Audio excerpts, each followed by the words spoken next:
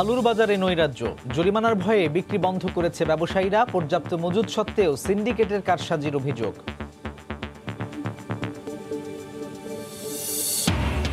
এগারো দফা দাবিতে নৌযান শ্রমিক ফেডারেশনের কর্মবিরতি চলছে। পণ্য খালাস বন্ধ, স্বাভাবিক যাত্রী পরিবহন।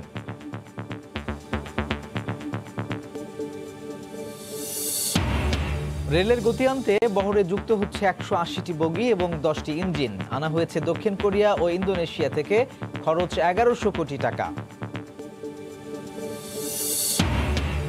আকাশপথ খোলার ৪ মাসেও আন্তর্জাতিক রুটে মিলছে না কাঙ্ক্ষিত যাত্রী। বাংলাদেশ বিমানের লোকসান ১২৫ কোটি টাকা। সংকটে বেসরকারি বিমান সংস্থাগুলো। এবং এশিয়ায় অর্থনৈতিক প্রবৃদ্ধিতে সবার উপরে বাংলাদেশ। নিজেদের সক্ষমতার কারণে এই সাফল্য মত অর্থনীতিবিদদের। ভারতে নেতিবাচক প্রবৃদ্ধির জেরে সমালোচনা।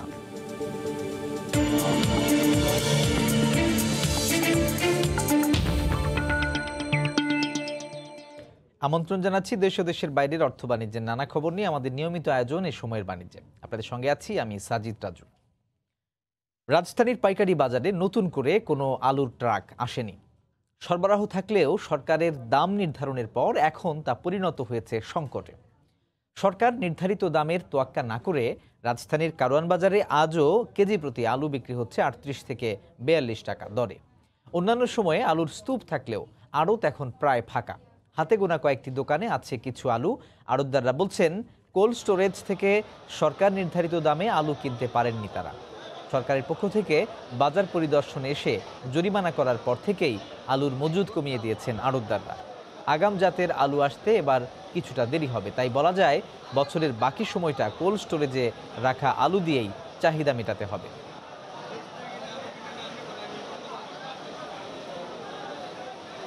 ওই আলু তো আমার উপর না, ওই দাম চায় 240 টাকা পালা চায়। কাস্টমার বলে টিভিতে কই দিছে আলু বলে 30 টাকা হয়েছে, আমরা তো 30 টাকা কিনতে পারি না, বেসমু কেমনে। যখন সরকার রেট 25 টাকা দিছে তখন আমগো যেই পার্টিরা মাল দিত এই সমস্ত পার্টিরা সমস্ত মাল বন্ধ করে দিছে। বন্ধ করে দেওয়ার কারণ ওনারা তার কম দামে বিক্রি করে কিনতে পারে নাই, এই কারণে আর মোকামে তারা মাল দিচ্ছে না। আমাদের আড়তে আজকে মাল নামে না 4 দিন যাবত। একটা কারণে ওই সরকারি লোক আইসা বলে 25 টাকা কেজি আলু বিক্রি করতে, আমরা 25 টাকা কেজি কোনো আলু ওইখান থেকে আনাইতে পারতাছি না। এই মুহূর্তে পলাশী বাজারে আছেন রিপোর্টার সানবির রূপল এবং নওগাঁয় আছেন রিপোর্টার এম আর রকি। সরাসরি চলে যাচ্ছি তাদের কাছে। শুরুতে যাচ্ছি সানবির রূপলের কাছে। রূপল,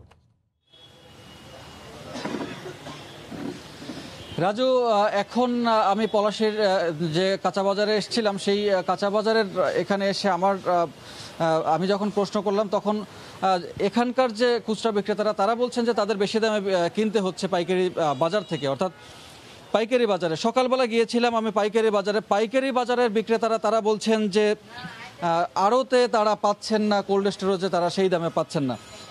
কোল্ড স্টোরেজের মালিকদের সাথে 2-3 দিন আগে যখন কথা হচ্ছিল বাণিজ্য মন্ত্রণালয়ে, তখন তারা বলছিলেন যে সরবরাহ সংকট বা এবার মজুদ কম হয়েছে। বাণিজ্য মন্ত্রণালয় বলছিল কৃষি মন্ত্রণালয়ের সাথে আলাপ আলোচনার মাধ্যমে যে এবার পর্যাপ্ত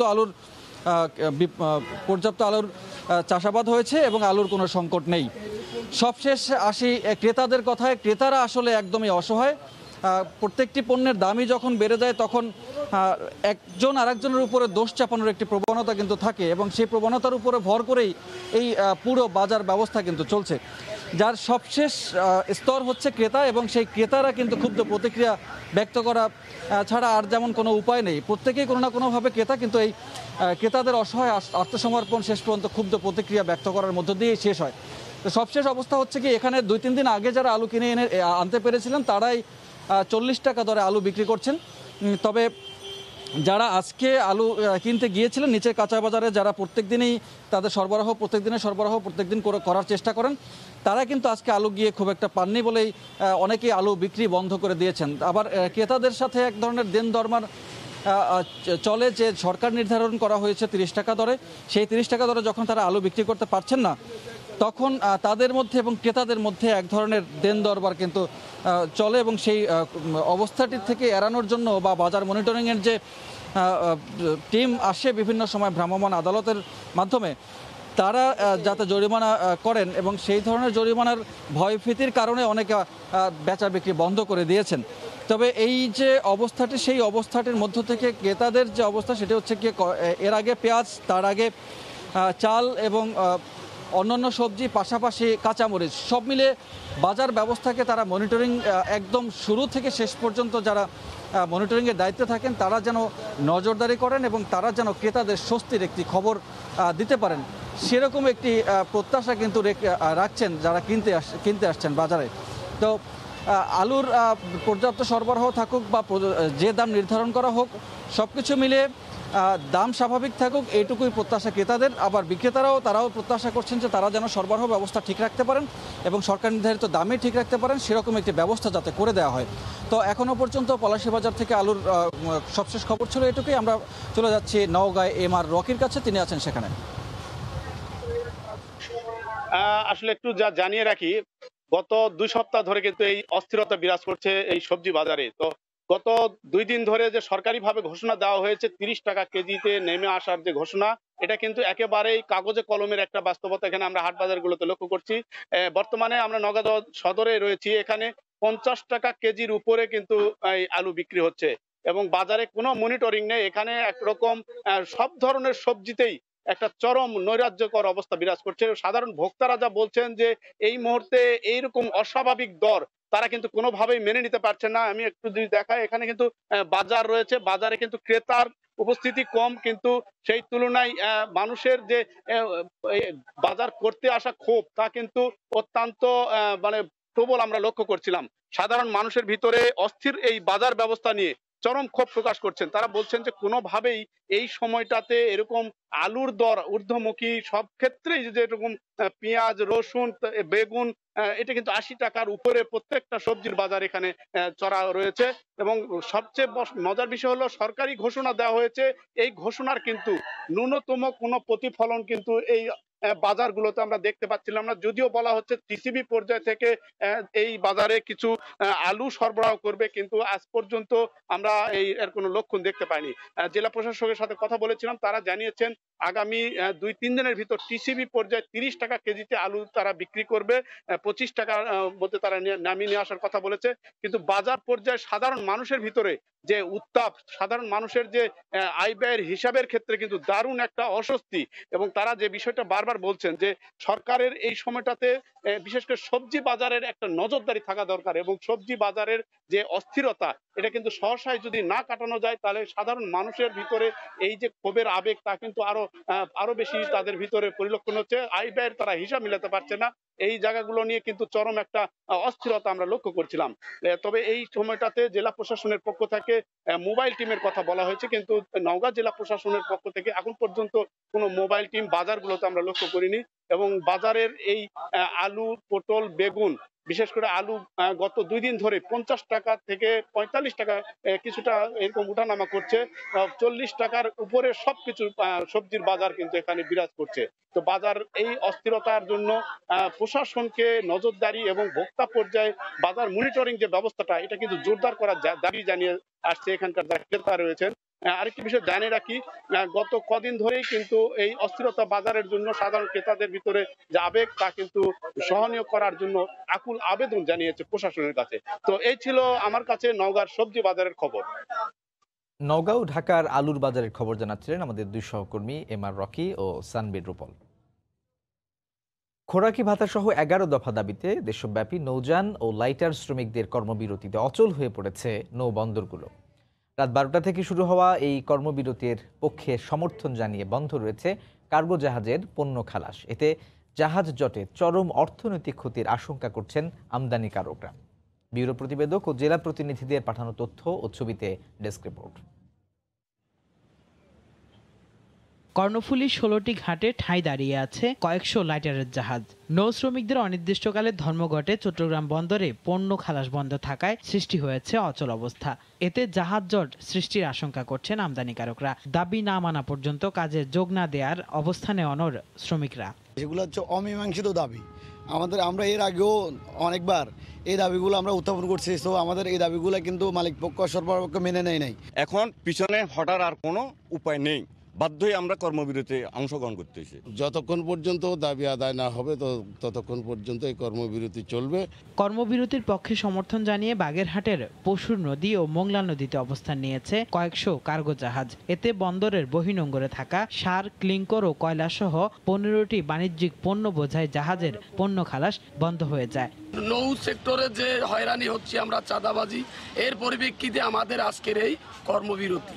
কালকে রাত 8টায় মিটিং ছিল, সেই মিটিংয়ে কোনো সিদ্ধান্ত হয় নাই। এদিকে দেশের বিভিন্ন স্থানের মতো নৌযান শ্রমিকদের কর্মবিরতিতে পণ্য ওঠানামা বন্ধ রয়েছে খুলনা নৌবন্দরেও। সকাল থেকে বন্দরের বিভিন্ন ঘাটে নোঙর করে রাখা আছে লাইটার জাহাজ সহ ছোট বড় কয়েকশো নৌযান। এছাড়া নারায়ণগঞ্জ, পটুয়াখালী সহ দেশের বিভিন্ন নৌ ও সমুদ্র বন্দরে নৌযান বন্ধ রেখে কর্মবিরতি পালন করছেন শ্রমিকরা। কেফায়েত শাকিল, সময় সংবাদ। নৌযান শ্রমিক ফেডারেশনের ডাকে লাগাতার কর্মবিরতির সবশেষ খবর জানাতে এই মুহূর্তে বাগেরহাটের মোংলা বন্দরে আছেন সহকর্মী মাহমুদ হাসান। সরাসরি যাচ্ছি তার কাছে। হাসান,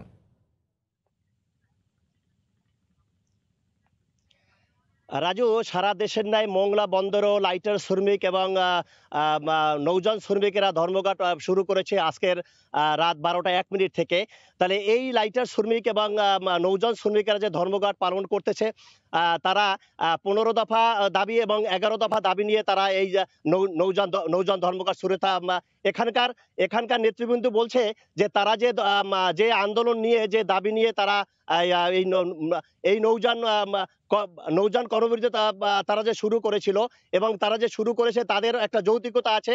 তারা বলেছে যে মালিক পক্ষ থেকে তাদের যে বেতন দেওয়া হয় সেই বেতনে তাদের পৌঁছাচ্ছে না এবং তারা যেই শ্রমিকেরা যে বেতন পাচ্ছে সেই বেতন অনুযায়ী তাদের ঠিক মতন চলছে না। এবং এখানে যে নৌযান শ্রমিকেরা যে আন্দোলন নৌযান শ্রমিকেরা যে আন্দোলন করছে, সেই আন্দোলনের পরিপ্রেক্ষিতে তারা পুরা মোংলা বন্দর কিন্তু স্থবিরতা দেখা দিয়েছে। মোংলা বন্দরে এখন বর্তমানে 15টি বাণিজ্যিক জাহাজ অবস্থান করছে এবং আজকের আরো 4টি বাণিজ্যিক জাহাজ মোংলা বন্দরে নোঙর করার কথা রয়েছে। কিন্তু এখানে যে পণ্যবাহী যে বিদেশি বাণিজ্যিক জাহাজগুলো এখানে অবস্থান করছে, নৌযান ধর্মঘটের কারণে কিন্তু তারা সেই মালগুলো খালাস এবং বোঝাই করতে পারছে না। নৌযান শ্রমিকের যে এখানে নেতৃবৃন্দ তারা বলেছে যে তাদের যে 11 দফা দাবি, তারা কিন্তু যৌক্তিকতা নিয়েই তারা এই দাবি নিয়ে তারা আন্দোলন শুরু করেছে। তারা যে নৌযান শ্রমিকদের যে অত্যাচার করা হচ্ছে, তাদের সন্ত্রাসী কর্মকাণ্ড করা হচ্ছে, তাদের উপর যে অত্যাচার করা হচ্ছে, এই দাবি নিয়েই তারা আন্দোলন শুরু করেছে। রাজু, আপনাকে জানিয়ে রাখি যে এই বন্দরের সাথে সংশ্লিষ্ট যে শ্রমিক আছে, জাহাজে কাজ করে, তারা জীবিকা নির্বাহ করে, তারা কিন্তু বেকার হয়ে পড়ছে। নৌযান শ্রমিকেরা যে আন্দোলন করতে যাচ্ছে বা আন্দোলন করতেছে, এজন্য যে আমি একটা কথা আপনাদেরকে বলে রাখি যে এখানে স্থবিরতা দেখা দিয়েছে মোংলা বন্দরে। রাজু, এই ছিল আমার কাছে মোংলা থেকে সর্বশেষ। বাগেরহাটের মোংলা বন্দর থেকে ধর্মঘটের খবর জানাচ্ছিলেন সহকর্মী মাহমুদ হাসান। আকাশপথে বন্ধ দ্বার খোলার 4 মাসেও ভিসা জটিলতা ও দেশগুলোর নানা বিধি নিষেধের কারণে আন্তর্জাতিক রুটে কাঙ্ক্ষিত যাত্রী পাচ্ছে না এয়ারলাইন্সগুলো। যদিও উড়োজাহাজ লিজের ভাড়া, ঋণের সুদ ও রক্ষণাবেক্ষণ বাবদ বিপুল অর্থ খরচ হচ্ছে। ফলে শুধু গত 3 মাসে বাংলাদেশ বিমানের লোকসান হয়েছে 125 কোটি টাকা। সংকটে আছে বেসরকারি বিমান সংস্থাগুলো। বিস্তারিত জানাচ্ছেন হাজেরা শিউলি। বিভিন্ন দেশ পর্যায়ক্রমে বিমান চলাচলের নিষেধাজ্ঞা তুলে নিলে বর্তমানে বাংলাদেশ থেকে 18টি রুটে সরাসরি ফ্লাইট যাচ্ছে, কিন্তু দেশগুলোর নানা শর্তের কারণে যাত্রী সংখ্যা কমেছে, ফলে ফ্লাইট চলছে সীমিত। এই অবস্থায় দেশি এয়ারলাইন্সগুলোর সক্ষমতার 70% অব্যবহৃত থাকলেও খরচ বেড়েছে। 18টি উড়োজাহাজের বহর নিয়ে সবচেয়ে বেশি লোকসানে পড়েছে বিমান বাংলাদেশ এয়ারলাইন্স। আমাদের ফ্লাইট যেগুলো অপারেশন ছিল তার 20%-এর মতো আমরা অপারেশন এখন করছি। এতে আমার জুলাই, আগস্ট এবং সেপ্টেম্বর 3 মাসে ক্যাপাসিটি লস হয়েছে 1108 কোটি টাকা, অপারেটিং লস আছে 125 কোটি টাকা। নানা জটিলতার কারণে আন্তর্জাতিক রুটে সুবিধা করতে পারছে না বেসরকারি এয়ারলাইন্সগুলো। এই অবস্থায় সরকারি সহযোগিতা চায় বিমান সংস্থাগুলো। সহযোগিতা ছাড়া বর্তমান অবস্থায় টিকে থাকা আসলে যে কোনো এয়ারলাইন্সের জন্য আসলে দুরূহ ব্যাপার। এই প্রেক্ষাপটে অভ্যন্তরীণ রুটে বিমানবন্দর ব্যবহারের বিভিন্ন চার্জ 4 থেকে 6 মাসের জন্য 25 থেকে 100% মওকুফে বিমান মন্ত্রণালয় নীতিগতভাবে সিদ্ধান্ত নিলেও অর্থ মন্ত্রণালয়ের অনুমোদন পায়নি এখনো। বিমান সংস্থাগুলোকে আমাদের এই ছাড় দেওয়া যায় কিনা আমাদের প্রশাসনিক মন্ত্রণালয় থেকে এই প্রস্তাবনাটা এখন অর্থ মন্ত্রণালয়ে আছে বিবেচনার জন্য। করোনার আগে আন্তর্জাতিক রুটে প্রতিদিন গড়ে 120টি ফ্লাইট চললেও বর্তমানে চলছে 40টি। হাজারের শিউলি, সময় সংবাদ, ঢাকা। 566 কোটি টাকা ব্যয়ে যশোর, রাজশাহী ও সৈয়দপুর বিমানবন্দরের উন্নয়ন ও আধুনিকায়ন করবে সরকার। এই লক্ষ্যে চলতি অর্থবছরের 12তম একনেক সভায় চূড়ান্ত অনুমোদনের জন্য প্রকল্পটি উপস্থাপন করেছে পরিকল্পনা কমিশন। সকালে রাজধানীর শেরেবাংলা নগরীর এনইসি সম্মেলন কক্ষে শুরু হওয়া বৈঠকে সভাপতিত্ব করছেন প্রধানমন্ত্রী শেখ হাসিনা। বৈঠক সূত্রে জানা যায়, ওই 3 বিমানবন্দরের অবকাঠামোর সঙ্গে রানওয়ে সার্ফেস আধুনিকায়ন সহ মোট 4টি প্রকল্প উপস্থাপন করা হয়েছে আজকের বৈঠকে।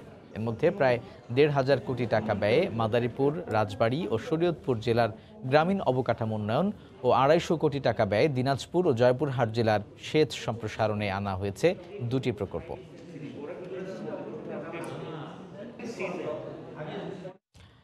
চলাচলে গতি আনতে এবার রেলওয়ের বহরে যুক্ত হচ্ছে দক্ষিণ কোরিয়া থেকে আনা নতুন ইঞ্জিন ও ইন্দোনেশিয়ার বগি।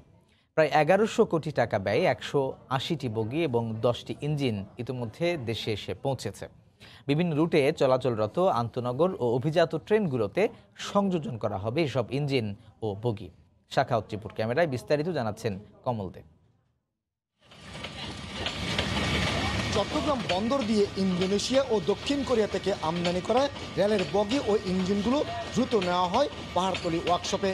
এরপর নেওয়া হয় চলাচলের জন্য প্রয়োজনীয় ব্যবস্থা। আর আনুষ্ঠানিকতা শেষ করে যুক্ত হয়ে যাচ্ছে রেলওয়ের বহরে।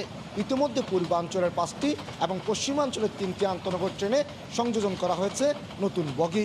ইন্দোনেশিয়া থেকে সবশেষ আনা 20টি বগি সংযোজন করা হবে সুবর্ণ এক্সপ্রেস, কালনী এক্সপ্রেস এবং উপকূল এক্সপ্রেসে।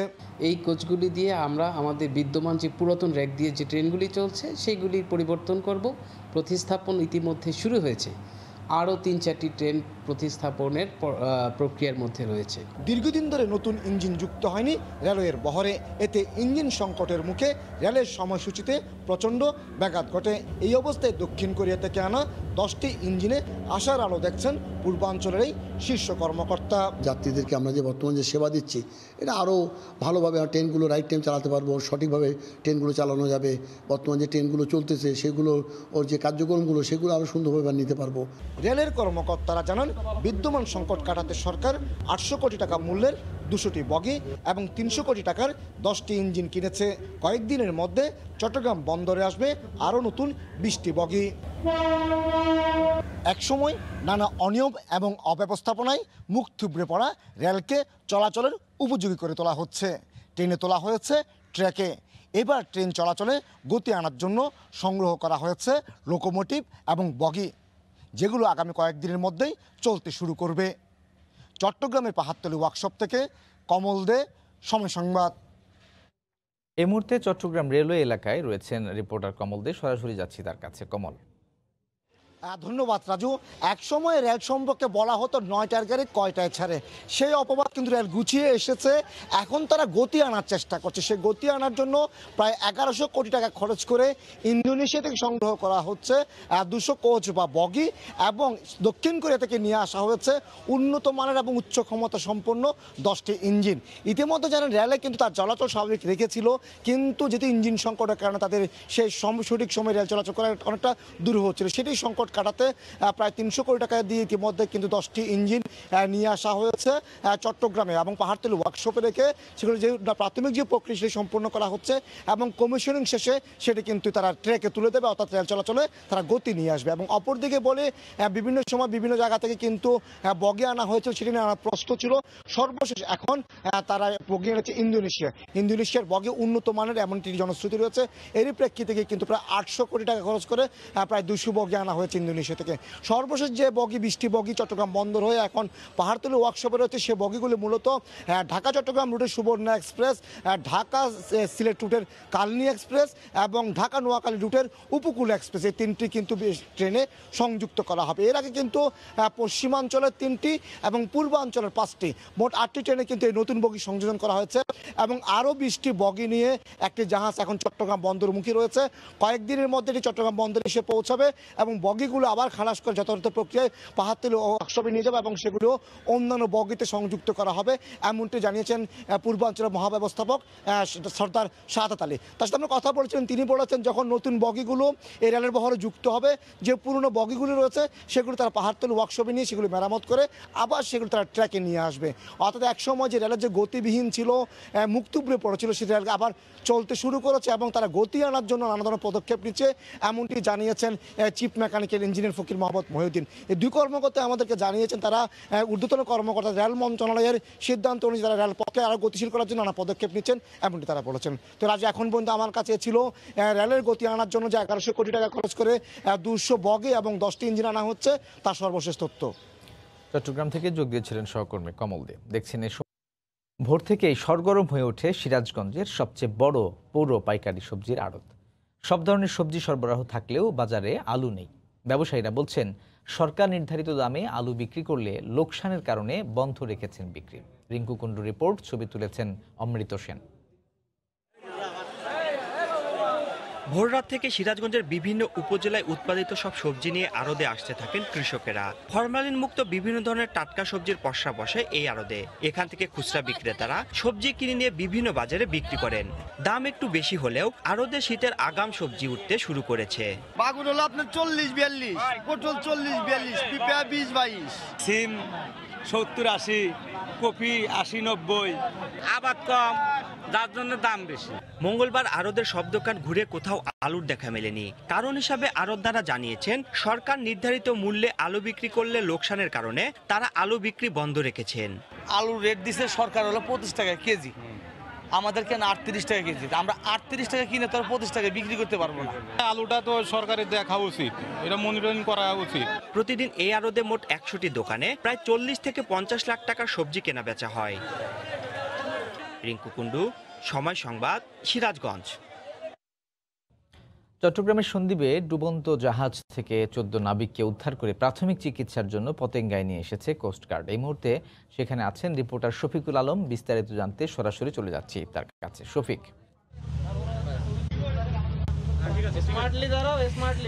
রাজু, যেটি বলতে পারি, চট্টগ্রামের সন্দ্বীপে গতকালকে একটি ডুবন্ত জাহাজ থেকে 14 জন নাবিককে উদ্ধার করে চট্টগ্রামে যে কোস্টগার্ডের যে রয়েছে সেখানে তাদেরকে আনা হয়েছে। ঘটনাটি হচ্ছে গতকাল রাতে চট্টগ্রাম থেকে ঢাকায় গম্বোজায় একটি জাহাজ ঢাকায় যাচ্ছিল। তখন রাত 11:30টার দিকে সন্দ্বীপ চ্যানেল থেকে 10 নটিক্যাল মাইল দূরে এমবি কারিনা 1 নামে একটি জাহাজ ডুবে যাচ্ছে। সেই তথ্য পেয়ে কিন্তু কোস্টগার্ডের সদস্যরা একটি টিম সেখানে ছুটে যায় এবং সেই জাহাজটি ডুবার সাথে সাথে সেখানে ইঞ্জিন রুমে কিন্তু আগুন লেগে যায়।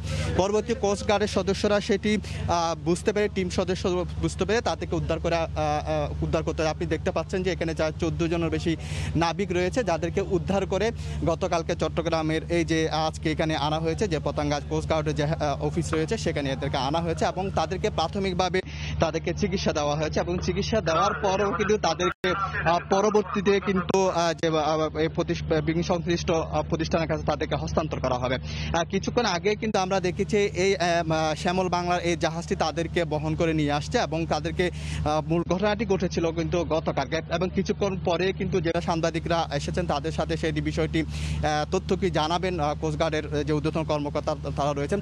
এবং মূলত সমুদ্র এলাকা আশেপাশে যেই সমুদ্র কোস্টগার্ডের যে সীমানাগুলোতে সেখানে বড় ধরনের কোনো দুর্ঘটনা ঘটলে এবং তাৎক্ষণিকভাবে কিন্তু কোস্টগার্ডের সদস্যরা সে ছুটে যায় এবং কোস্টগার্ডের যে জাহাজগুলো রয়েছে তারা ছুটে যায়। বিভিন্ন সময় কিন্তু এরকম নাবিকদেরকে ডুবন্ত অবস্থা কিন্তু তাদেরকে উদ্ধার করেছে। এরকম শত শত ঘটনা আমরা দেখেছি যেটি কোস্টগার্ড তাদেরকে নিয়ে উদ্ধার করে নিয়ে আসে।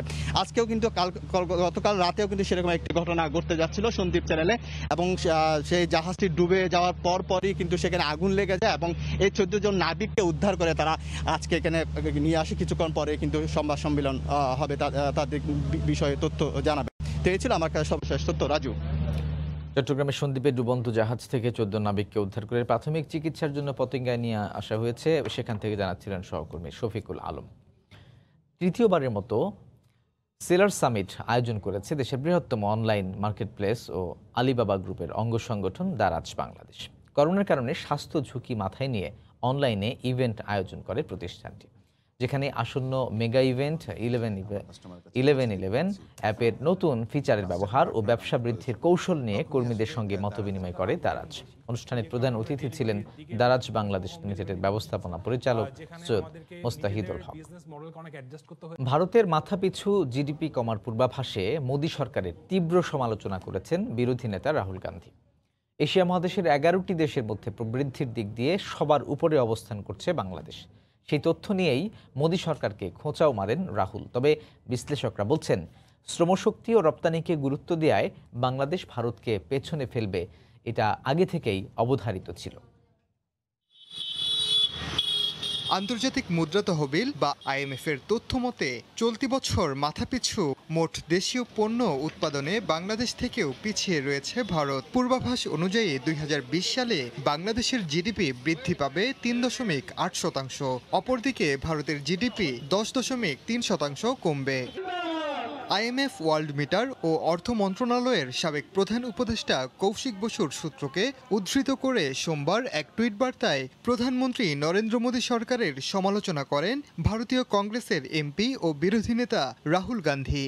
ভারতের পিছিয়ে পড়ার কারণ হিসেবে অর্থনৈতিক বিশেষজ্ঞরা করোনা ভাইরাস মহামারীর বড় একটা প্রভাবকে উল্লেখ করলেও পেনসিলভেনিয়া স্টেট ইউনিভার্সিটির অর্থনীতিবিদ সৌমিত্র চট্টোপাধ্যায় এবং ভারতের সাবেক প্রধান অর্থনৈতিক উপদেষ্টা অরবিন্দ সুব্রমণিয়ানের একটি নতুন গবেষণাপত্র বলছে এটা আগে থেকেই অবধারিত ছিল। বাংলাদেশের যে steady economic growth, stable policy, রাজনৈতিক অবস্থা সব মিলিয়ে এই অগ্রগতি এবং অন্যদিকে পপুলেশন গ্রোথ রেট যেহেতু ইন্ডিয়ার থেকে বাংলাদেশে কম, সেই দিক থেকে মাথাপিছু আয় ইন্ডিয়াকে ছাড়িয়ে যাওয়ার বিষয়টি হঠাৎ করে ঘটা কোনো ঘটনা নয়। গবেষণায় বলা হয় বাংলাদেশ ও ভিয়েতনাম দক্ষিণ এশিয়ার এই দুই দেশে শ্রমশক্তির সঙ্গে সঙ্গতি রেখে স্বল্প দক্ষ পণ্য উৎপাদন ও রফতানিকে বেশি গুরুত্ব দিয়েছে। তাছাড়া দোষ স্বীকার করে সংশোধনমূলক পদক্ষেপ না নেওয়ার কারণেও ভারত পিছিয়ে পড়ছে বলে মনে করেন অর্থনীতিবিদরা। ওমর ইনান, সময় সংবাদ। এ পর্যায়ে শীর্ষ সংবাদ জানিয়ে দিচ্ছি আরও একবার। আলুর বাজারে নৈরাজ্য, জরিমানা এড়াতে বিক্রি বন্ধ করেছে ব্যবসায়ীরা। পর্যাপ্ত মজুদ সত্ত্বেও সিন্ডিকেটের কারসাজির অভিযোগ।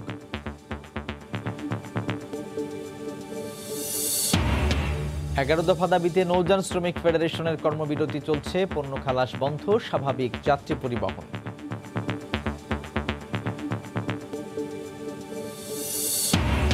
এবং রেলের গতি আনতে বহরে যুক্ত হচ্ছে 180টি বগি ও 10টি ইঞ্জিন আনা হয়েছে দক্ষিণ কোরিয়া ও ইন্দোনেশিয়া থেকে। খরচ 1100 কোটি টাকা। এ ছিল এই সময়ের বাণিজ্যের সঙ্গে থাকুন সময়।